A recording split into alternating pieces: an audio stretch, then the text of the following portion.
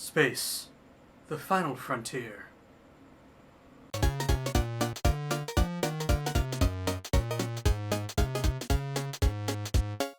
What's up, ladies and gentlemen? Welcome to a spoiler-free review of Star Trek Beyond. Just got out of the screening not too long ago, and I have to say that it's a really well done Star Trek movie. It's probably the first really true Star Trek film so far, in the sense that it feels very nostalgic. It feels like a Star Trek film should feel. Now, I'm not saying like Star Trek Into Darkness or the first Star Trek movie back in 2009 were bad, but because I really liked them, but they didn't feel like Star Trek films. This one really felt like a Star Trek film. Those other ones were just really fun, and I enjoyed the crap out of myself with them. Even Into Darkness, and I'm a Trekkie. Into Darkness was just Wrath of Kong rehashed.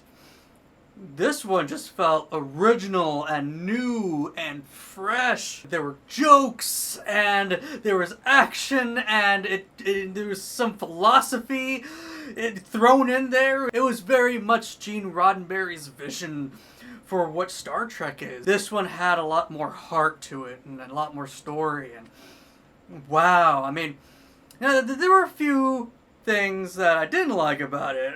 Some of the musical choices from the trailer, that first terrible trailer, happened to be in this, and I don't know. It felt kind of like a Fast and the Furious movie, and it has no place in Star Trek. But that is all but like 90 seconds of a 2-hour movie, and you know what? Overall, it doesn't bother me. You know, they're just little quips of the entire movie in general. We get a lot more heart with Spock. We get a lot more heart with James T. Kirk. We get a lot of character development with Kirk and Spock, and even Scotty. And of course, Simon Pegg wrote the script, so I kind of figured Scotty would maybe have a larger role in this one. So, and he does. If you're a Star Trek fan like me, if you're a Trekkie, and maybe you didn't like these movies to begin with, this actually might change your mind. You might actually really like this one. Spock is a lot Spockier. Let me just say this real fast.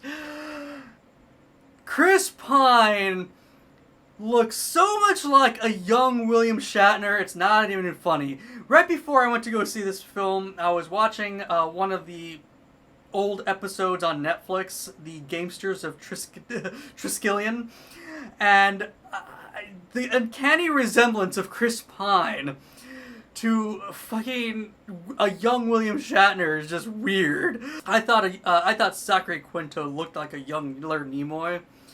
But as the films progress, he just kind of looks like Zachary Quinto with fucking pointy ears. No, Chris Pine looks like fucking William Shatner. And oh my god. The villain, who is actually played by Idris Elba, is a very unique character. We've honestly seen before. We have seen this character in other movies, probably in other Star Trek movies as well. And I'm not saying this character per se. I'm just saying this type of character we have seen before. It is done in a fresh way, and I appreciated the way that they did it, and the way that his villainous archetype developed throughout the film, and how we got to see him transform. Really unique. And I really enjoyed it. And Idris Elba, like, he is like the go-to guy in Hollywood now, right?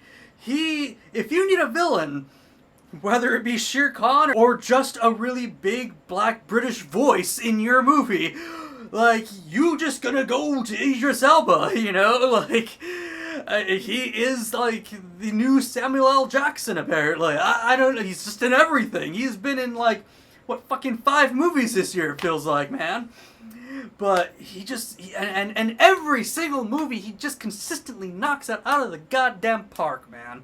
And this is no exception, man. He is just the embodiment of the character he portrays, and I can't stress enough how good he is. You know, I liked Benedict Cumberbatch's take on Khan, but because this is an original character, and it's coming at it with fresh eyes, and you really didn't know what turns and twists the story was going to take necessarily, it was really refreshing to see him play a vintage type of Star Trek character. That's all I can say about this film without giving too much away. If you like Star Trek, go see it. If you didn't like the new Star Trek movies, I actually recommend going to see it. You might change your mind. I recommend this film very, very highly. And on Tuesday, we will discuss this film further with plot points and spoilers to your heart's content. And guys, thank you for watching. And if you like this or any of the other content on this channel, please like and subscribe. And until next time, live long and geek on.